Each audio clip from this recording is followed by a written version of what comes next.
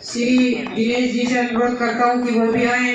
श्री संदीप यादव जी कृपया मंच की तरफ आए। संदीप यादव जी माल्यार्पण कर स्वागत करें हमारे बीच।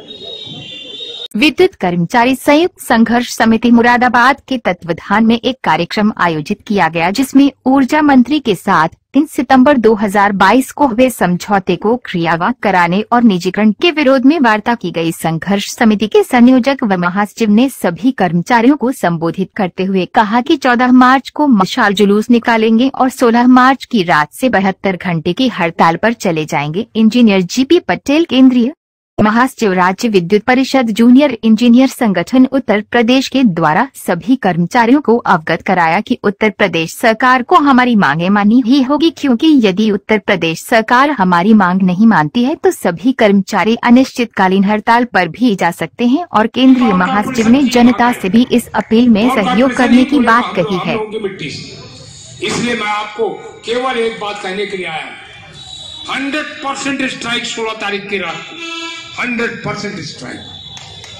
और हो सकता है सरकार हमें अनिश्चितकालीन हड़ताल में झोंक दे। वो हमने अपने नोटिस में लिख दिया है आराम से कि अगर एक भी कर्मचारी को गिरफ्तार किया गया तो उसी समय अनिश्चितकालीन हड़ताल शुरू हो जाएगी और शुरू होगा जेल भरो आंदोलन। इसलिए मैं आपसे अपील कर रहा हूँ, आह्वान करने के आया, 100% हड़ताल की तैयारी करिए, अनिश्चितकालीन हड़ताल की तैयारी करिए और जेल भरो की तैयारी करिए।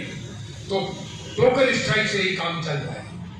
एक कहावत है अंग्रेजी की, शांति चाहते हो तो युद्ध के लिए तैयार हो। अगर हमें शांति चाहिए, अगर हमें समझौता चाहिए तो हमें किस बात के लिए तैयार रहना है?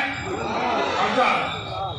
इसलिए मैं अपनी बात को विराम दूं और नारा लगाऊंगा और आप उसको दोहराएंगे।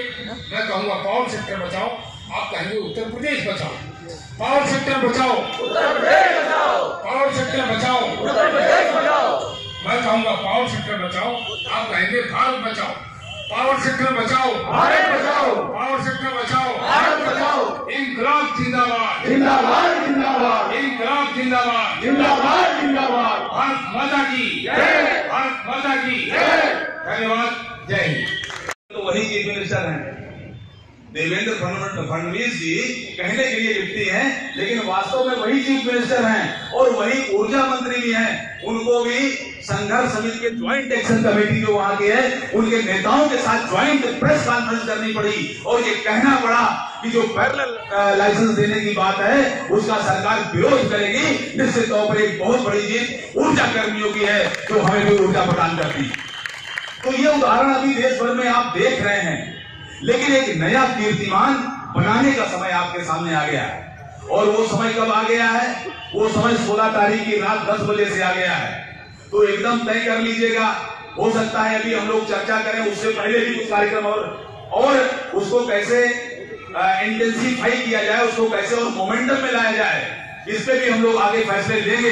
लेकिन इस बात के लिए आपको आश्वस्त करते हुए कि इस बार की लड़ाई जो है एक निर्णायक दौर में पहुंची है और संयुक्त संघर्ष समिति की तरफ से एक घटक संघ के तौर पर हम आपको ये आश्वस्त करना चाहते हैं कि जो हमारे समझौते हुए थे उनके बिंदुओं को लागू कराए बिना, उनको अमल में लाए बिना निश्चित तौर पर कोई इसमें समझौता नहीं किया जाएगा। उसके लिए अगर जेल चलना पड़े तो हम लोग पीछे नहीं हटेंगे। निश्चित तौर पर हम लोग जेल चलने के लिए तैयार हैं। तो मेरे मित्रों, ज्यादा न कहते हुए क्योंकि समय बहुत अधिक हो चुका है, एक बार फिर आप सबकी चट्टानी एकता को नमन करते हुए और इस बात का आह्वान करते हुए, क्योंकि चंद्रशेखर भगत सिंह क्रांति के जनक हैं और बिजली कर्मी भी अपने आप में इनकी प्रकृति क्रांति की है।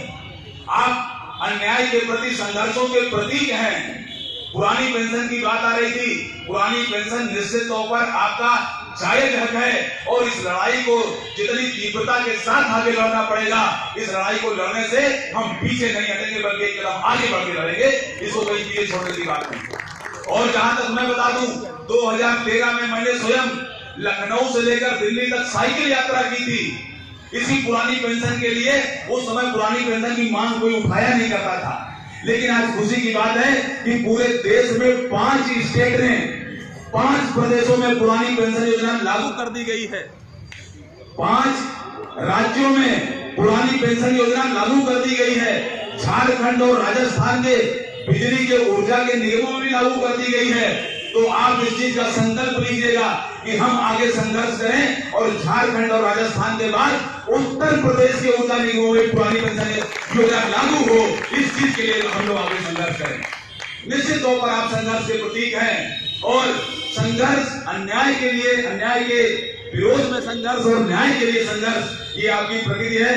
भगत सिंह जी ने एक बात कही थी, मैं उस बात को कहते हुए अपनी बात समाप्त करूंगा कि मेरे जज्बात से इस कदर वाकिफ है कलम मेरी कि अगर इश्क भी लिखूं तो इंकलाब लिखा जाता है। इंकलाब जिंदाबाद। बता दो कि ये इंकलाब का समय है, संघर्ष का समय है। अंतिम में ये बात कह के कि जब आप एकताबद्ध होकर के लड़ते हो तो उसका कोई विकल्प नहीं बचता है। हो के मायूस इस डर से कोई सवाल ही न गया, झोलियां भर भर के गया, कोई हाथ खाली न गया। तो आप एकदम संघर्ष करिए, निर्भय होकर संघर्ष करिए। विगत के संघर्षों में जितना भी हम लोगों ने जो भी संघर्ष किए, किसी को खरोंच तक आगे आने नहीं दी, वो मात्र इसलिए था कि हमारी आपकी एकता बनी रही। इस एकता को आप अक्षुण्ण बनाए रखेंगे, एक और नया इतिहास लिखेंगे। इन्हीं सब आह्वान के साथ मैं अपनी बात समाप्त कर रहा हूँ। धन्यवाद।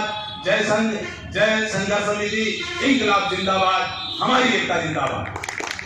इस 26,000 मेगावाट के लक्ष्य को अचीव करने में अगर किसी ने कार्य किया है तो इसके बाद भी 26,000 मेगावाट का लोड, 26,000 मेगावाट आप सभी ने एक दिन के अंदर किया है। इसके लिए आप सब बधाई के पात्र हैं। निश्चित तौर पर इतनी आपकी तारीफ की जाए कम है। ऊर्जा क्षेत्र का कर्मी कैसा कर्मी है, यहाँ का इंजीनियर, जूनियर इंजीनियर एक अलग डिवोशन के साथ कार्य करता है। और अलग डिवोशन किसके लिए? अलग डिवोशन प्रदेश के लिए, प्रदेश की जनता के लिए और देश के लिए कार्य करता है।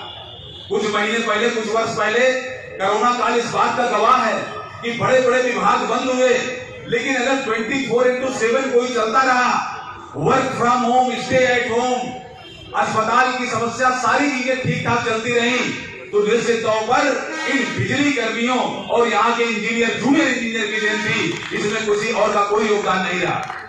मित्रों, आपने सुना होगा कोरोना काल में लोग घर से जब बाहर नहीं निकल रहे थे, माननीय प्रधानमंत्री जी ने एक आह्वान किया कि 5 मिनट के लिए बिजली बंद की जाएगी। और जब वो उन्होंने घोषणा की तो ऊर्जा क्षेत्र के जो जानकार विशेषज्ञ लोग हैं, इनको भी अनुमान नहीं मिल पाया कि आखिर कितना लोड डाउन होगा, कितना बड़ा जर्क आएगा, इसका कोई अनुमान नहीं था। एक अनुमान लगाया गया कि उत्तर प्रदेश में लगभग 2500 मेगावाट का जर्क आएगा और उसको संभालने की व्यवस्थाएं आरंभ कर दी गई। लेकिन मित्रों, मैं बता दूं कि उस दिन मैं भी वहां पर था, बकायदा कंट्रोल रूम में। और जब वो दिन आया अप्रैल में और 8:50 के बाद, 55 के बाद 9 बजे की तरफ हम लोग बढ़ने लगे, घड़ी की सुइयां बढ़ने लगी, तो जो जर्क का लोड नीचे स्विंग करना शुरू किया तो वो 2500, 3000, 3500, 4000 नहीं बल्कि 4300 मेगावाट का लोड डाउन हुआ। और इतने बड़े जर्क को अगर सफलतापूर्वक किसी ने पूरा करके दिखाया, एक भी कहीं ट्रिपिंग नहीं होने दी, तो इन बिजली कर्मियों ने करके दिखाया है। निश्चित तौर पर आप बधाई और समर्पण के आपके जज्बे को हम सलाम करते हैं। आखिर आज ये क्या स्थिति आ गई कि ऐसे समर्पित लोग को जो अपनी जिंदगी को दांव पे लगा करके देश की सेवा का काम करते हैं, हम सिंचित करते थे, उसी तरह ये ऊर्जा क्षेत्र के लोग हैं। ये जंगलों में आप अगर अनपरा कभी जाइए तो अब तो आने जाने की व्यवस्था ठीक हो गई है थोड़ी, लेकिन पहले स्थिति बहुत खराब थी। आज भी वो सुदूर जंगल में है। आज भी वहां पर यदि कोई बीमार हो जाए और सीवियर बीमार हो जाए तो कितने लोग, हम अनपरा में चूंकि 10 साल तैनात रहे, तो कितने लोग हमारे भाई बंधु हैं। तो मैं प्रस्तुत करूंगा और आप का प्रदर्शन करेंगे, मुझे आशा है।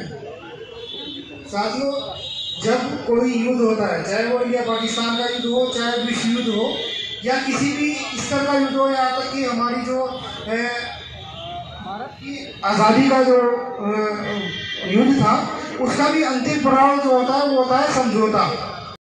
विद्युत कर्मचारी संयुक्त संघर्ष समिति और माननीय ऊर्जा मंत्री जी के बीच में 3 दिसंबर 2022 को एक लिखित समझौता हुआ था।